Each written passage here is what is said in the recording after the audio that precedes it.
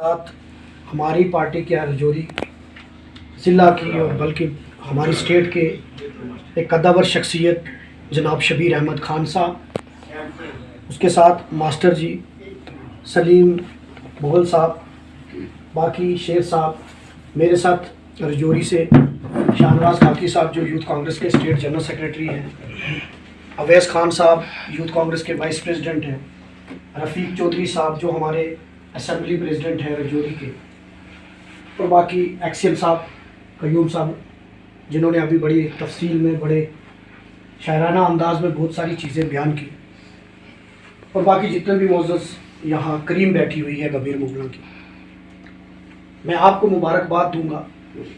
हमने बहुत सारी मीटिंग्स इलेक्शन में अटेंड की, हर जगह हम गए हैं, लेकिन जो इंटेलेक्चुअलिटी, जो बात बयान करने का अंदाज मैंने यहाँ देखा है वो बाकी जगह नहीं देखा, इसके लिए मैं आपको मुबारकबाद देता हूँ।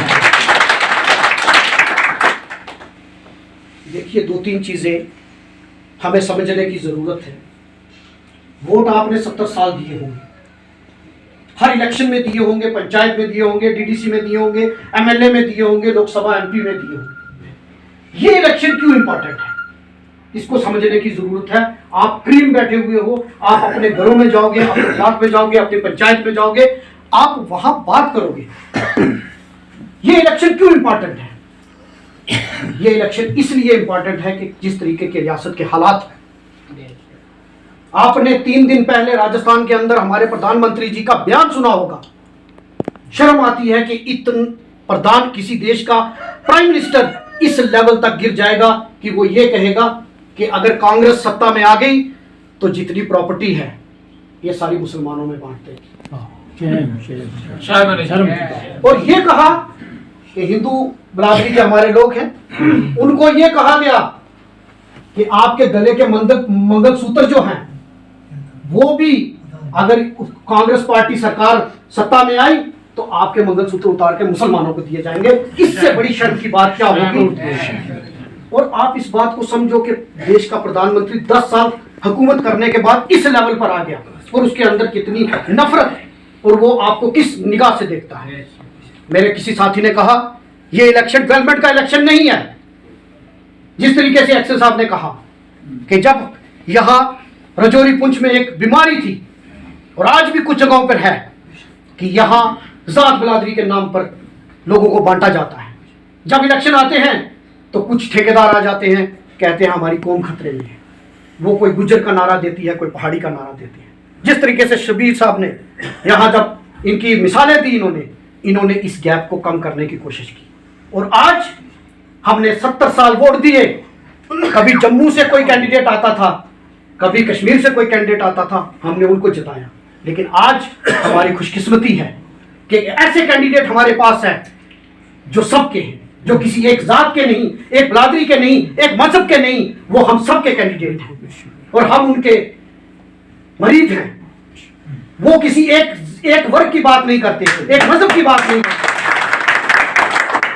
तो ये हमारे पास मौका है कि आज हम इस गैप को बड़े दिनों में मीडिया भी बात आज भी सवाल पूछ रही थी, और मैंने उनसे भी कहा, आज कुछ ताकतें ये कह रहे हैं कि मियां साहब ने पहाड़ियों की मुखालफत की, एसटी स्टेटस की, और वो आपको गुमराह भी करेंगे कि भाई एसटी खतरे में, ये खतरे में, वो खतरे में।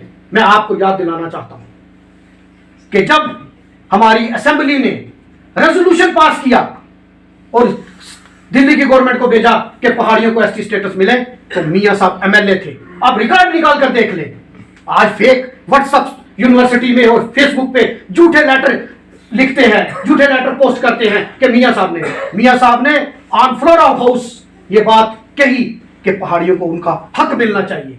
आज पहाड़ियों को उनका हक मिल गया, गुजर बकरवालों का अपना हक महफूज है। आज तो ये गैप खत्म होने की जरूरत है, और मैं आपको सबको कहूंगा, आज हमारे पास मौका है। हमने इस मौके को छोड़ना नहीं है।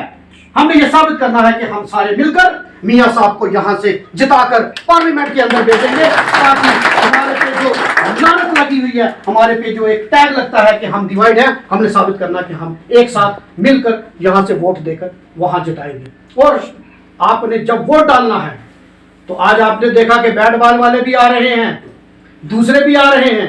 आपने ये देखना है कि इन फिरका परस्त ताकतों के साथ लड़ कौन सकता है। लड़ हमारी कांग्रेस की क्यादत और नेशनल कॉन्फ्रेंस की क्यादत लड़ सकती है, और उन्होंने इंडिया अलायंस तय किया।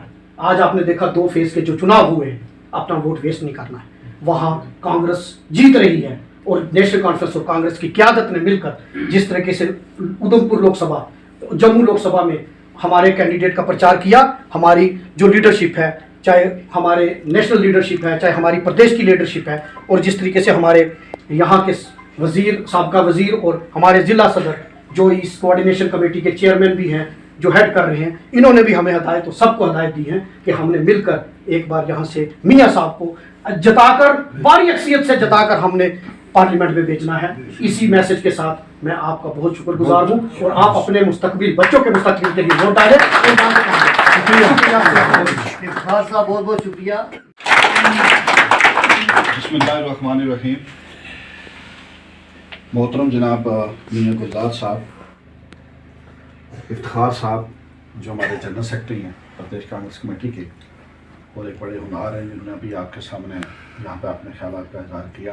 यह है कि कहीं मजबूरी को बन जाए तो वोट डिवीजन होता है, अदरवाइज़ इनका वोट जो होता है वो ज़्यादातर वन साइडेड ही होता है। जहाँ ये फैसला करते हैं वन साइड।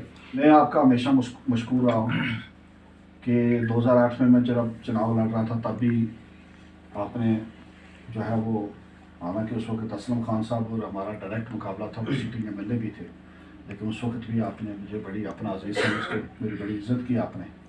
और उसके बाद 2014 में तो कोई कसर ही नहीं छोड़ी आपने।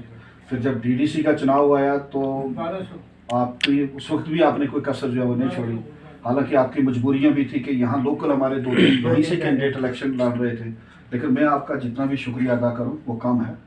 और इंशाल्लाह मैंने भी प्रायोरिटी दिया हमेशा इस इलाके को, प्रायोरिटी दिया, चाहे यहाँ की रोड कनेक्टिविटी हो, चाहे यहाँ का हाई स्कूल हो, चाहे यहाँ के मिडिल स्कूल हो, चाहे यहाँ के सब सेंटर हो, और सबसे बड़ी बात तो यहाँ वीडियो भी आज बैठा, वीडियो भी यहाँ पे बैठता।